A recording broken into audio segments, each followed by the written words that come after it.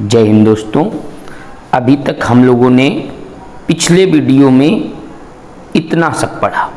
अब उसी के आगे ये बताया जाएगा कि कुछ ऐसे उदाहरण जहां निवासियों ने वन संरक्षण में मुख्य भूमिका निभाई। ठीक, तो वो देखेंगे। ये हम लोग चैप्टर पढ़ रहे हैं, उसी का ये आगे का पार्ट है। देखते हैं आगे किस तरीके से क्या बताया गया है। कुछ ऐसे उदाहरण जहां निवासियों ने वन संरक्षण में मुख्य भूमिका निभाई। भाई, कई ऐसे व्यक्ति होते हैं जो प्रकृति प्रेमी होते हैं, पर्यावरण को अच्छा रखना उनका मेन दायित्व, कर्तव्य मानते हैं अपने आप को कि अपने इस कार्य को कि अगर हम पर्यावरण को अच्छा रखेंगे ये हमारा कर्तव्य है। तो उसी में बताया जा रहा है। ये नंबर 1 खेजरी वृक्ष। तो अमृता देवी बिश्नोई, नाम याद रखना, अमृता देवी बिश्नोई ये पर्यावरणविद थी। इन्होंने 1731 में राजस्थान के जोधपुर के एक गांव में खेजरी वृक्षों को बचाने के लिए 363 लोगों के साथ, कितने 363 लोगों के साथ अपने आप को बलिदान कर दिया था। इसने अमृता देवी बिश्नोई ने। अगर देखा जाए तो ये बिश्नोई समाज की ही थी। इनके गुरु ने बताया था कि जो वृक्ष होते हैं वो पूरा परिवार होते हैं। वृक्ष धरा की भूषण है, करते दूर प्रदूषण, उनको बचाना चाहिए। तो इनके साथ 363 लोग, जिसमें से ध्यान रखना लगभग 111 महिलाएं थी, यानी महिलाएं भी शामिल थी। अगर देखा जाए तो नीचे आप जो आंदोलन पढ़ रहे हैं, चिपको आंदोलन, यहीं से प्रेरणा लेकर बनाया गया है। कहाँ से? यहीं से, अमृता देवी बिश्नोई के ये खेजरी वृक्ष बचाओ अभियान के उसमें। इसमें अमृता देवी बिश्नोई की 3 पुत्रियां भी थीं, आशूबाई, रत्नीबाई, भागूबाई। ठीक, तो इन्होंने हरे पेड़ कट जाने का क्या किया? विरोध किया, हरे पेड़ कट जाने का। अंततः इन्होंने क्या किया, मतलब पेड़ काटने से पहले ये पेड़ों पर मतलब लिपट जाती है, चिपक जाती कि पेड़ काटने से पहले हमें काटो, क्योंकि अगर वृक्ष ही नहीं रहेंगे तो हम क्या करेंगे। तो इस प्रकार इनका वध कर दिया गया। उस समय की बात है ये 1731 की, उस समय की। यानी राजस्थान में एक राजा थे अजीत सिंह, शायद उनके कुछ महल अहल बनने के लिए खेजड़ी वृक्ष काटे जा रहे थे, जिसका विरोध इस समुदाय के लोगों ने किया, यानी बिश्नोई समुदाय के लोग। और उसमें से प्रमुख नेतृत्वकर्ता थीं अमृता देवी बिश्नोई।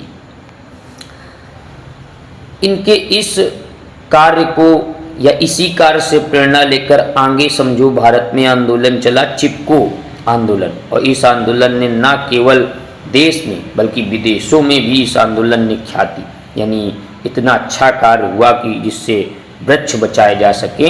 तो विदेशों में भी ये आंदोलन बहुत चर्चा में रहा। अमृता देवी बिश्नोई के नाम से ही भारत सरकार ने वन्य जीव संरक्षण के लिए राष्ट्रीय पुरस्कार की घोषणा की, जो इनकी स्मृति में दिया जाता है। तो पूछा जाता है अमृता देवी बिश्नोई पुरस्कार किस क्षेत्र में दिया जाता है? तो ध्यान रखना, जीव संरक्षण या वन्य जीव संरक्षण के उसमें यह राष्ट्रीय पुरस्कार दिया जाता है। अब देखते हैं चिपको आंदोलन। बहुत बार एग्जाम में पूछा गया, चिपको मूवमेंट।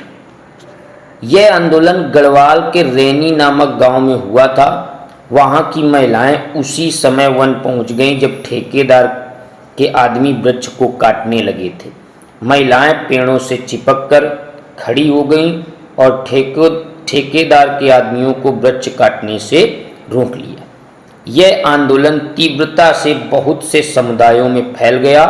सरकार को वन संसाधनों के उपयोग के लिए प्राथमिकता निश्चित करने पर पुनः विचार करने के लिए मजबूर कर दिया। किस आंदोलन ने? चिपको आंदोलन ने। और आपको बता दें कि इस आंदोलन की प्रमुख नेतृत्वकर्ता थी गौरा देवी। कौन थी? गौरा देवी, यानी महिलाओं में। और अगर वैसे नाम देखा जाए तो चिपको आंदोलन के मेन प्रणेता के.एम. मुंशी,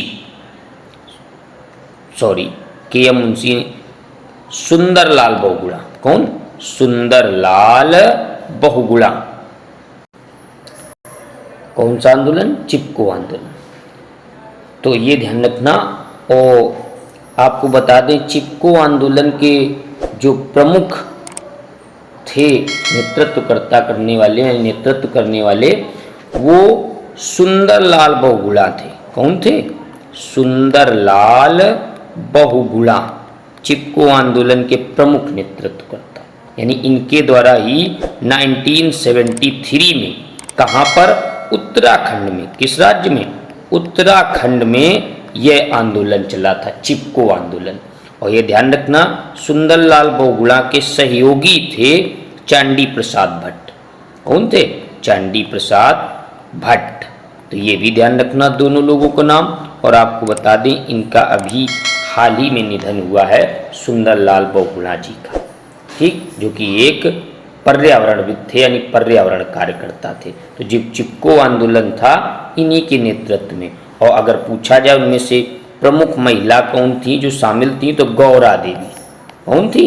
गौरा देवी। तो इन लोगों के नेतृत्व में यह चिपको आंदोलन प्रारंभ हुआ था, और जिसके कारण सरकार को यानी वनों के विषय में सोचने पर मजबूर कर दिया गया कि यानी जो वृक्ष हैं उन्हें बचाना बहुत जरूरी है।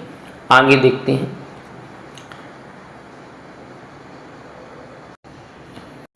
आपसे बता दें कि चिपको आंदोलन जब चला था तो उस समय एक इन लोगों द्वारा मतलब नारा दिया गया था। नारा मतलब एक प्रकार से कथन। क्या क्या है जंगल के उपकार, मिट्टी पानी और बयार। क्या है जंगल के उपकार, मिट्टी पानी और बयार, मिट्टी पानी और बयार जिंदा रहने के आधार। ठीक, तो इस तरीके से ये मतलब उसमें आपको बता दें कि जिस तरीके से नॉर्थ में यानी उत्तराखंड में चला था चिपको आंदोलन, बिल्कुल सेम उसी टाइप से साउथ में चला था एपिको आंदोलन। कौन सा आंदोलन? एपिको आंदोलन। आपको बता दें अगर कि जिस तरीके से चिपको आंदोलन, उसी प्रकार से साउथ में कौन सा आंदोलन यानी नॉर्थ मतलब उत्तराखंड एरिया की तरफ चिपको आंदोलन। ठीक, और अगर साउथ लगभग या ये मान लो दक्षिण के एरिया तरफ तो एपिको आंदोलन चला था। कौन सा? एपिको आंदोलन। और ये किस राज्य से चला था? कर्नाटक से। इसमें भी एक प्रकार से ये वृक्ष बचाओ, तो चिपको आंदोलन, एपिको आंदोलन दोनों वृक्ष बचाओ आंदोलन थे। और ये कहाँ से चला था? कर्नाटक के। वहाँ की क्षेत्रीय भाषा में कई नारे लिखे गए थे। उलिस बलेसु मत बलेसु मतलब बचाओ, बढ़ाओ और काम में लाओ, पेड़ों के विषय में कहा गया। तो यानी चिपको आंदोलन, एपिको आंदोलन, बस इसको ध्यान रखना। इसको चलाया था पांडुराम हेगड़े ने। किसने? पांडुराम हेगड़े ने इसको चलाया था। किस आंदोलन को? तो इस आंदोलन को, एपिको आंदोलन को। इतनी बात याद रखना, पांडुराम हेगड़े। ठीक, इन्होंने इस आंदोलन को चलाया था। तो ये चिपको आंदोलन, एपिको आंदोलन दोनों वृक्ष बचाओ आंदोलन थे। आगे क्या बताया जा रहा है? पश्चिम बंगाल के वन विभाग ने क्षयित हुए साल के वृक्षों को आराबाड़ी वन क्षेत्र में नया जीवन दिया। यानी जो नुकसान वृक्ष हुआ था, जिनके साल के वृक्ष थे, तो उनको आराबाड़ी वन क्षेत्र में नया जीवन दिया। अब देखते हैं आगे, संसाधन चैप्टर पढ़ रहे तो उसी के अनुसार है सभी के लिए जल। तो अब जल पृथ्वी पर पाए जाने वाले सभी जीवों की मूलभूत आवश्यकता है। ये तो सबको पता है, जितने भी जीव पाए जाते हैं उनकी मूलभूत जरूरत की चीज है जल। वर्षा हमारे लिए जल का एक महत्वपूर्ण स्रोत है। यानी कौन सा जल? वर्षा का जल, ये ध्यान रखना। और सबसे शुद्ध जल भी कौन सा जल होता है? वर्षा का जल।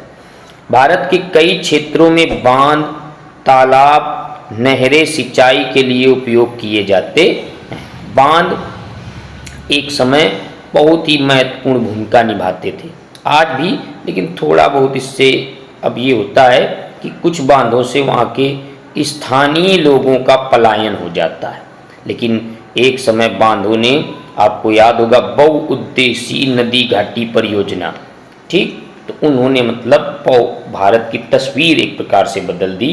जहाँ बाढ़ आ जाती थी तो बाढ़ का नियंत्रण करने में है, इसके अलावा मत्स्य पालन, पशुपालन और इसके अलावा सिंचाई कार्यों के लिए बांधों का इस्तेमाल, और इसके अलावा बिजली, ठीक, जल विद्युत उत्पादन के लिए भी इनका प्रयोग किया जाता है आदि कार्यों के लिए। तो बांध में जल संग्रहण काफ़ी मात्रा में किया जाता है, जिसका उपयोग सिंचाई में ही नहीं बल्कि विद्युत उत्पादन में भी किया जाता है, यानी कई कार्यों में, ये ध्यान रखना।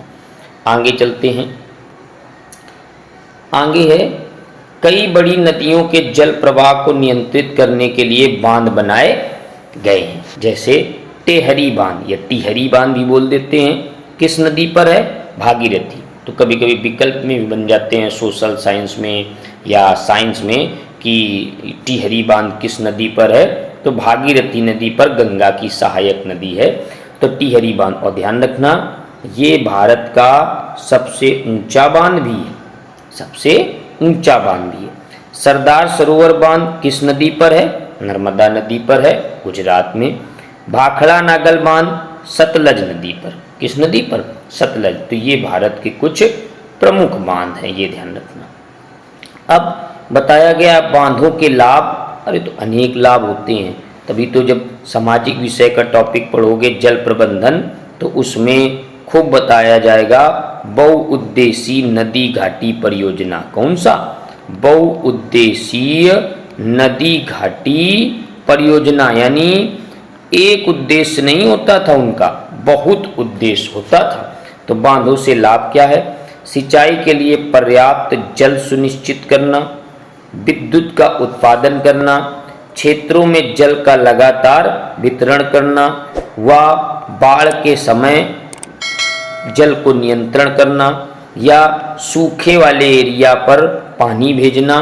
तो इस तरीके से बांधों के कई लाभ हैं। अब हमने बताया नहीं कि बांधों से लाभ हैं, लेकिन कुछ क्षेत्रों में इनसे हानियां भी हुई हैं। तो देखते हैं हानि कौन कौन सी हैं। तो सबसे बड़ी सामाजिक समस्या में क्या आएगा? बड़ी संख्या में किसान एवं आदिवासी विस्थापित होते हैं, यानी उस क्षेत्र से उन्हें हटना पड़ता है, या वहाँ पर जो उनके खेत या उनके अन्य चीज जंगल वन हैं, तो वो बाढ़ के कारण जलमग्न हो जाते हैं। तो इस वजह से बांध से कुछ सामाजिक समस्याएं भी आती हैं, उन्हें मुआवजा भी नहीं मिलता, कुछ कारण ये भी आ जाता है। अब बांध से और पर्यावरण समस्याओं के विषय में, बांध से ये हानियाँ थी, अब है पर्यावरण समस्याएं। वनों का क्षय होता है भाई, बांध जब बनेंगे तो जाहिर सी बात है उस एरिया के जितने भी पेड़ और एरिया होंगे उसको हटा के एक मजबूत टाइप का बांध बनाया जाएगा। जैव विविधता को हानि होती है, उस एरिया में तरह तरह के जीव जंतु जानवर पेड़ पौधे थे, उनको अब हटाया जाएगा, ठीक, बांध बनाते समय। तो इस वजह से ये भी जैव विविधता मतलब तरह तरह के जीव जंतुओं पेड़ पौधों में जो अंतर पाया जाता है उसे जैव विविधता। पर्यावरण का संतुलन बिगड़ता है भाई, प्राकृतिक चीज़ें हैं, अपने मन से जो पेड़ पौधे थे अब उनको बांध बना के किया जा रहा है, तो प्राकृतिक यानी पर्यावरण का संतुलन भी बिगड़ता है। आगे देखते हैं आर्थिक समस्याएं। आर्थिक समस्याएं क्या? जनता का अत्यधिक धन लगता है, जनता का अत्यधिक क्या लगता है? धन लगता है, उस अनुपात में लाभ नहीं होता है। ये आर्थिक मतलब एक प्रकार से धन या पैसे से जुड़ी बातें। जल संग्रहण। जल संग्रहण क्या है? इसका मुख्य उद्देश्य क्या? मुख्य उद्देश्य है भूमि एवं जल के प्राथमिक स्रोतों का विकास करना। वर्षा जल संचय। वर्षा जल संचय से वर्षा जल को भूमि के अंदर भौम जल के रूप में संरक्षित किया जाता है। हमने बताया नहीं था, वर्षा का जल संरक्षित करने के तरीके होने चाहिए, क्योंकि सबसे शुद्ध वर्षा का जल, और वर्षा का जल अगर अच्छे से संरक्षित करने के तरीके नहीं हैं तो वो वेस्ट हो जाता है। व्यर्थ यानी बहता हुआ चला जाता है। जल संग्रहण भारत में बहुत प्राचीन संकल्पना है, यानी अगर देखा जाएगा तो ये हड़प्पा सभ्यता, सिंधु घाटी सभ्यता उस समय से भी देखी जा रही है। गुप्त कालीन के समय, मौर्य काल में कई तो ऐसे डैम देखने यानी बांध देखने को मिलते हैं जो बहुत प्राचीन कला का नमूना है। कुछ पुराने जल संग्रहण के तरीके नीचे दिए गए हैं, तो देखिए कौन से हैं। जैसे ये देखिए, ये प्रमुख तकनीक किस राज्यों में ज़्यादा प्रचलित थी तो वो बताया गया। खादिन या बड़े पात्र या नाड़ी किस राज्य में? राजस्थान, और प्राचीन थे ये। बंधारस एवं ताल किस राज्य के प्राचीन जल संरक्षण के तरीके में यूज होते थे? महाराष्ट्र में। इसके बाद बंथिस मध्य प्रदेश और उत्तर प्रदेश, यानी वही तालाब भी कह सकते हो। आहार और पाइन कहाँ पर? बिहार में। एरिस तमिलनाडु, तमिलनाडु में आज भी ये ध्यान रखना कुओं से ज़्यादा सिंचाई होती है, कुआं वगैरह से इनसे ज़्यादा सिंचाई होती है तमिलनाडु में। ठीक, तमिलनाडु या एक प्रकार से तालाब भी कह सकते, तालाब से भी ज़्यादा होती है। ठीक, अगर अपने उत्तर प्रदेश या पंजाब हरियाणा की तरफ से देखेंगे तो नलकूप यानी ट्यूबवेलों के माध्यम से। कुल्ल हिमाचल प्रदेश। बावड़ी एक प्रकार से कि तालाब ही है दिल्ली में। अरे जिसे आपने 100 रुपये के नोट में देखा होगा, 100 रुपये का नोट, उसमें रानी की वाव बनी है, वही एक प्रकार से बावड़ी यानी लगभग कुएं का एक प्रकार होता है, ये ध्यान। आगे भौम जल के रूप में संरक्षण के लाभ, यानी जो भूमि में जल का संरक्षण किया जाता है उससे क्या लाभ है? देखिए, पानी का वाष्पीकरण नहीं होता। ठीक, यह कुओं को भरता है, पौधों को नमी पहुंचाता है, मच्छरों के जनन की समस्या नहीं होती, यह जंतुओं के अपशिष्ट के संदूषण से सुरक्षित रहता है। तो भौम जल के संरक्षण के ये लाभ होते हैं। आगे है कोयला और पेट्रोलियम। तो कोयला और पेट्रोलियम अनवीकरणीय प्राकृतिक संसाधन है। कैसे हैं? अनवीकरणीय प्राकृतिक संसाधन।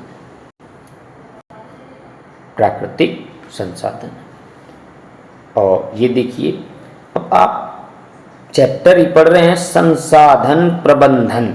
कौन सा चैप्टर? संसाधन प्रबंधन। तो उसमें यही सब चीज़ें बताई जाएंगी। इन्हें जीवाश्म ईंधन भी कहते हैं। किसको? कोयला और अनवीकरणीय। एक होते हैं नवीकरणीय, ठीक, और एक होते हैं अनवीकरणीय। ठीक, तो अनवीकरणीय जो प्रयोग करने पर खत्म हो जाए, जिन्हें नया ना किया जा सके, और नवीकरणीय जो नए होते हैं, सौर ऊर्जा, ये सब नवीकरणीय संसाधन। कोयला का निर्माण 300 मिलियन वर्ष पूर्व पृथ्वी में वनस्पति अवशेषों के अपघटन से कोयले का निर्माण हुआ है। बहुत समय लग जाता है कोयले के निर्माण में। पेट्रोलियम का निर्माण समुद्र में रहने वाले जीवों के मृत अवशेषों के अपघट्य से हुआ है। यह अपघटन उच्च दाब पर और उच्च ताप के कारण हुआ है। पेट्रोलियम के निर्माण में लाखों वर्ष लगे हैं। पता है नहीं, तभी तो ये अनवीकरणीय है, जिनको नवीकरणीय होने में बहुत समय लग जाता है। कोयला और पेट्रोलियम भविष्य में समाप्त हो जाएंगे। क्या हो जाएंगे? समाप्त। तभी तो इस समय इलेक्ट्रिक चीज़ें ज़्यादा, ई रिक्शा या ई बस, और इसके अलावा सौर पर ज़्यादा जोर दिया जा रहा है। सौर ऊर्जा पर। किस ऊर्जा पर? सौर ऊर्जा पर। और भविष्य का ईंधन हाइड्रोजन को बताया जा रहा है। किसको? भविष्य का ईंधन हाइड्रोजन। कोयला वर्तमान दर से प्रयोग करने पर कोयला अगले 200 वर्षों तक ही उपलब्ध रह सकता, यानी जिस तरीके से, जिस गति से कोयले का प्रयोग किया जा रहा है। पेट्रोलियम वर्तमान दर के प्रयोग करने पर पेट्रोलियम केवल अगले 40 वर्षों तक ही मिलेगा, यानी जिस तरीके से इस समय तेज गति के साथ इन दोनों चीज़ों का प्रयोग किया जा रहा है, चाहे वो विकसित देश हो, चाहे अल्प विकसित हो, चाहे ना विकसित हो, लेकिन विकसित देशों में इन चीज़ों की खपत ज़्यादा है। देखते हैं आगे। आगे है जीवाश्म ईंधन के प्रयोग से होने वाली हानियाँ। जीवाश्म ईंधन हम प्रयोग कर रहे हैं तो इससे हानियाँ क्या होंगी, देखते हैं। नंबर 1, वायु प्रदूषण। कोयले और हाइड्रोकार्बन के दहन यानी विस्फोट या जलने से बड़ी मात्रा में कार्बन मोनोऑक्साइड, यानी पता चला कि जो ईंधन जलता है तो कौन सी गैस निकलती है, carbon monoxide, carbon dioxide, nitrogen oxide उत्पन्न होती है, जो वायु को क्या करती है, प्रदूषित करती है। तो जीवाश्म ईंधन से वायु प्रदूषण होता है। बीमारियां, यह प्रदूषित वायु कई प्रकार के श्वसन समस्याएं उत्पन्न करती हैं और कई रोग जैसे दमा, खांसी का कारण बनती है। वैश्विक ऊष्मन, जीवाश्म ईंधनों के दहन से CO2 gas, carbon dioxide gas उत्पन्न होती है, जो ग्रीन हाउस गैस और विश्व ऊष्मता उत्पन्न करती है। यानी प्रमुख ग्रीन हाउस गैस है CO2, यानी जो क्या करती है, वैश्विक तापमान में वृद्धि करती है। तापमान में वृद्धि यानी इंग्लिश में कहा जाए तो ग्लोबल वार्मिंग। ग्लोबल वार्मिंग की प्रमुख जिम्मेदार जो गैस है वो कौन सी है, CO2। आगे, जीवाश्म ईंधनों के प्रयोग में मितव्ययता बरतनी चाहिए, यानी कम प्रयोग करना चाहिए। क्या ये समाप्त और सीमित हैं, यानी समाप्त हो जाते हैं और सीमित भी हैं। एक बार समाप्त होने के बाद ये निकट भविष्य में उपलब्ध नहीं हो पाएंगे, क्योंकि इनके निर्माण की प्रक्रिया बहुत ही धीमी होती है और उसमें कई वर्ष लग जाते हैं। जीवाश्म ईंधन के प्रयोग को सीमित करने के उपाय, किस तरीके से जीवाश्म ईंधन का प्रयोग हम सीमित कर सकते हैं, बहुत इंपॉर्टेंट बात बताई जा रही है। एग्जाम में अधिकतर ऐसे प्रश्न पूछ देता है, क्यों, क्योंकि वो देखना चाहता है कि विद्यार्थी को कितना कुछ पता है, यानी वो क्या कार्य करे कि इन ईंधनों के उपयोग में थोड़ा कमी आए। तो देखते हैं, जिन विद्युत उपकरणों का उपयोग नहीं हो रहा हो उनका स्विच बंद कर दें। जिन विद्युत उपकरणों का प्रयोग नहीं हो रहा हो उनका स्विच बंद कर दें, ताकि हम भविष्य में इसको यानी ऊर्जा को बचा सकें। इसके अलावा घरों में CFL का प्रयोग करें, किस वजह से, जिससे बिजली की बचत हो, यानी इनमें बिजली कम लगती है। ठीक। निजी वाहन की अपेक्षा सार्वजनिक यातायात का प्रयोग करना चाहिए। निजी वाहन यानी अपने पर्सनल, तो हो सके अगर 1-2 किलोमीटर कहीं अन्य भी जाना हो तो आप पैदल या साइकिल से भी जा सकते हैं। 1-2 किलोमीटर तो लगभग रोज ही टहलना चाहिए। तो 1-2 किलोमीटर अगर आपको आसपास कहीं जाना है तो आप पैदल ही जा सकते हैं। लिफ्ट की अपेक्षा सीढ़ी का उपयोग करना, लिफ्ट की अपेक्षा सीढ़ी का उपयोग करना बिल्कुल सही बात है। जहां हो सके सोलर कुकर का प्रयोग करना, सौर कुकर यानी सौर ऊर्जा से चलने वाला। ठीक। तो इतनी बातें ये किस वजह से बताई गई कि जीवाश्म ईंधन के प्रयोग को सीमित करने के कुछ उपाय बताए गए हैं। तो ये आपके उपाय थे। तो ये आपका रहा चैप्टर जो कि कंप्लीट हो गया। आप इसको अच्छे से मतलब पढ़ लीजिएगा। ये आपका चैप्टर इतना पूरा था जो कि आपको पढ़ाया जा चुका है। देख लीजिए, आप इतना सब पढ़ चुके हैं। इस चैप्टर को आप अच्छे से क्या कर लीजिएगा, तैयार। चैप्टर का नाम क्या था, संसाधन प्रबंधन। 2 वीडियो में लगभग हो सकता है और, लेकिन लगभग 2 वीडियो में चैप्टर बनकर तैयार हो गया और आपको इसको पढ़ने में अच्छा भी लगेगा, क्योंकि ये प्राकृतिक रूप से इम्पोर्टेंट चैप्टर है हमारे पर्यावरण के लिए। इसे आप अच्छे से पढ़िए। देखिए, आपको इतनी बातें बताई गई और जो बातें अलग से भी बताई गई उन बातों का विशेष ध्यान रखना, क्योंकि उनके द्वारा आप क्या कर सकते हैं, अच्छे से उत्तर और समझदारी से लिख सकते हैं और इन बातों से आपको जो चैप्टर है वो लंबे समय तक याद रहेगा। किस समय तक? लंबे समय तक। तो आपका ये चैप्टर समाप्त। तब तक के लिए पढ़ते रहिए और आगे बढ़ते रहिए। जय हिंद, जय भारत।